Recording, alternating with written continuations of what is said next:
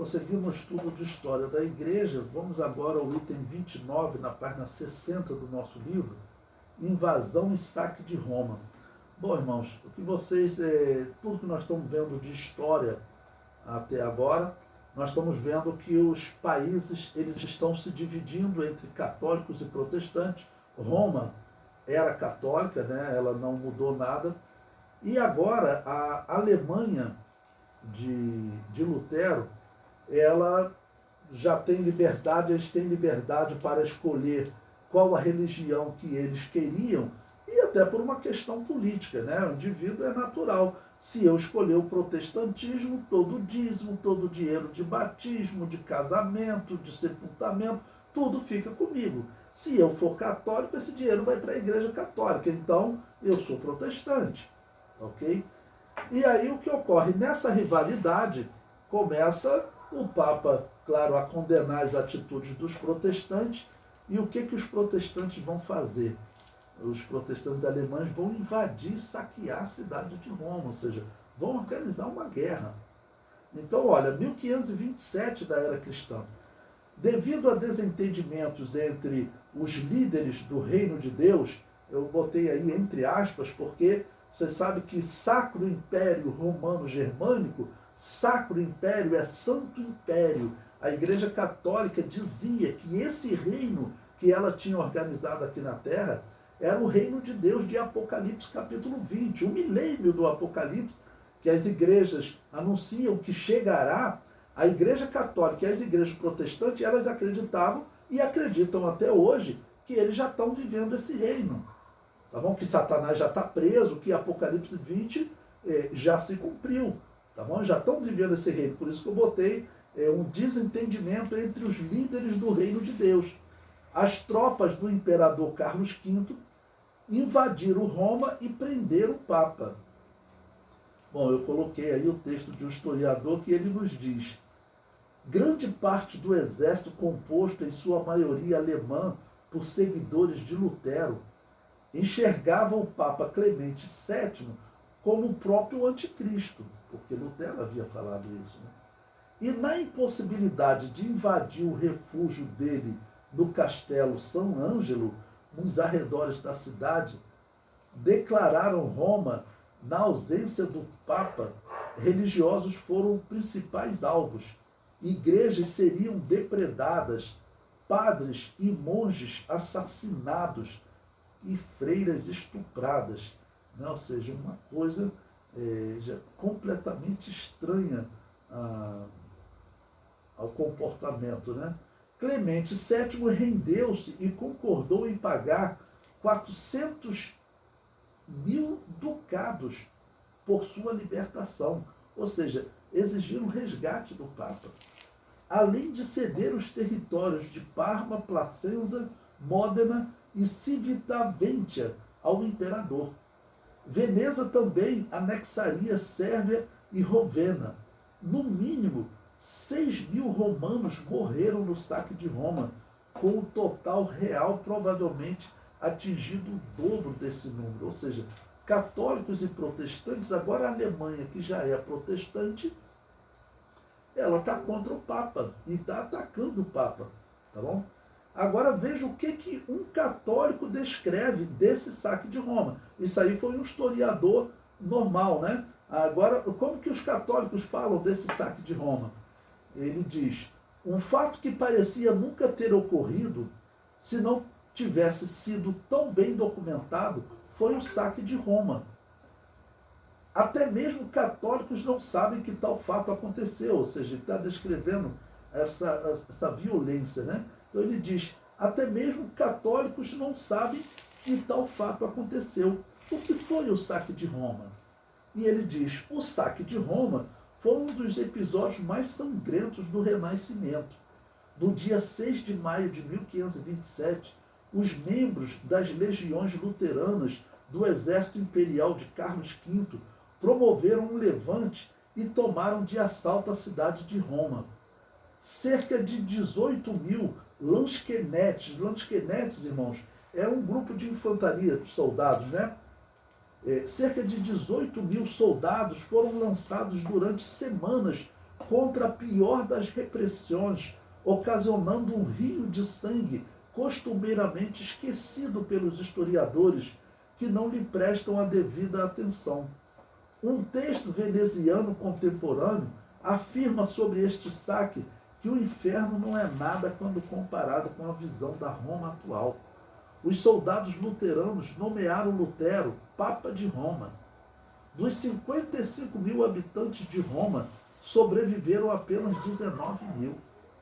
O resgate foi da ordem de 10 milhões de ducados. Uma soma astronômica naquela época.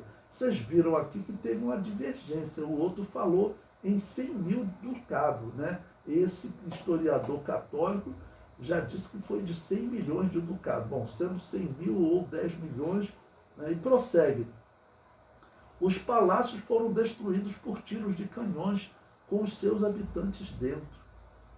Os crânios do apóstolo São João e Santo André serviram para os jogos esportivos das tropas.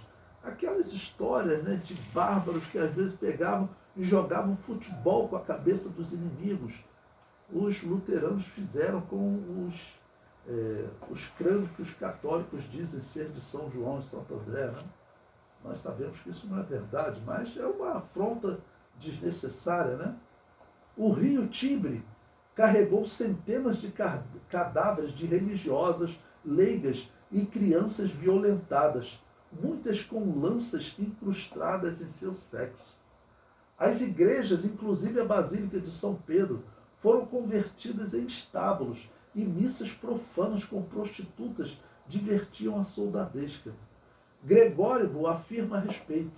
Alguns soldados embriagados colocaram ornamentos sacerdotais em um asno e obrigaram a um sacerdote a conferir-lhe a comunhão.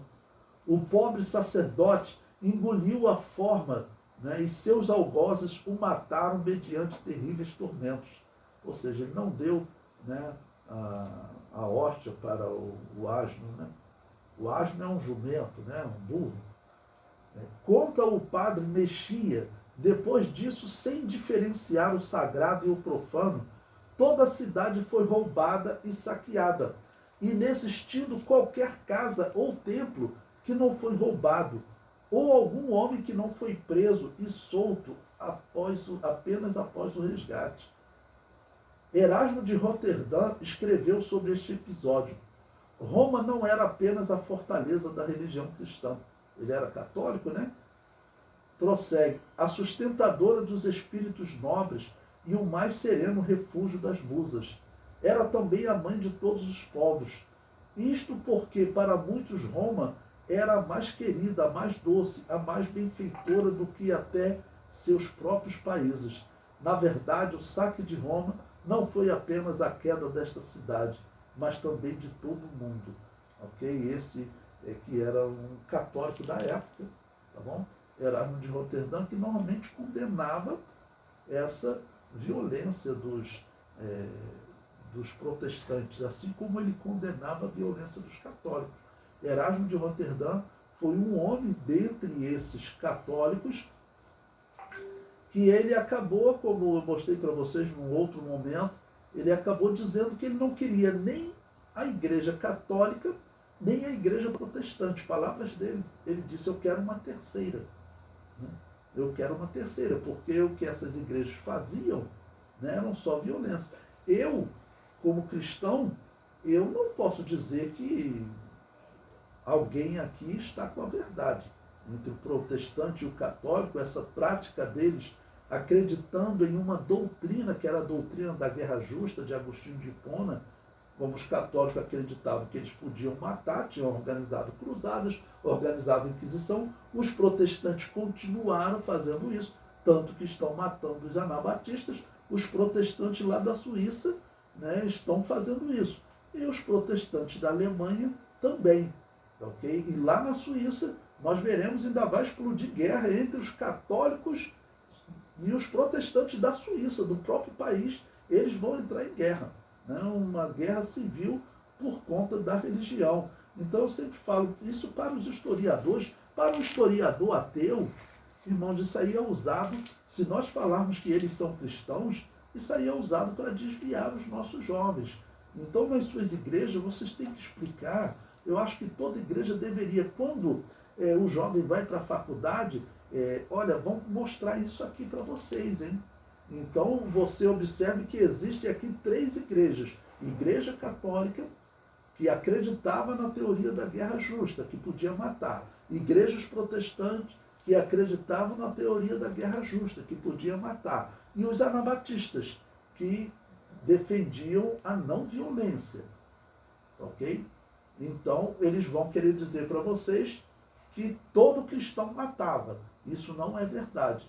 Tá bom? Então, tanto que eu estou mostrando aqui historiadores para vocês. Vocês podem mostrar para seus filhos, para os jovens da sua igreja, mostrando, olha, sempre houve uma igreja que não matava. Isso que os professores falam, né, infelizmente, como é contado, ele normalmente não conta uma parte da história. Ok? E nós sabemos, claro, que a história ela não vai bater palma para o cristianismo, porque, a princípio, nós sabemos que, infelizmente, a história vem sendo escrita por pessoas poderosas, ligadas ao poder, e essas pessoas ligadas ao poder, em todas elas nós vemos uma corrupção tremenda.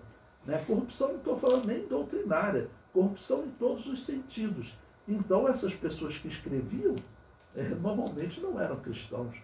Eu não posso considerar Zwinglio um cristão. Ele matava pessoas, matavam até os anabatistas, mas foi Zwinglio que escreveu. Lutero, Calvino, todos eles matavam. Mas eles é que eram governadores, né? Eram autoridades, ok? E eles então tinham facilidade para publicar suas obras e não serem mortos. Apesar que vai ter caso católico, vai matá-los por conta disso, e eles também vão matar os católicos. Vão seguir, infelizmente, nessa confusão que sempre, lembre-se, eu estou mostrando isso para vocês na história. Alguns defendem o seguinte, que essa história tem que ser esquecida. Mas essa história não é esquecida porque todo mundo que vai estudar história, que vai fazer qualquer faculdade, ele tem que conhecer alguma coisa de história. Ou o segundo grau mesmo. E o que ele estuda da história é essa história que diz para ele que o cristianismo organizou as inquisições, que o cristianismo matava. Tá bom? E só falam essa parte. E não falam que existia um cristianismo chamado catolicismo, cristianismo aqui falando como religião e não como aqueles que seguem a verdadeira doutrina cristã, tá ok? Que existia um cristianismo católico e esse defendia por doutrina, que eles chamaram de doutrina da guerra justa, tá ok? Eles defendiam que eles podiam matar. Por isso eles queimavam pessoas. Havia um segundo grupo, protestante, que também acreditava que podia matar. Mas havia um grupo que acreditava que eles não deveriam pegar em armas nem para se defender. Então, esse grupo, ele se caracteriza com o que a Bíblia descreve os cristãos. Tá bom? Que cristão não mata.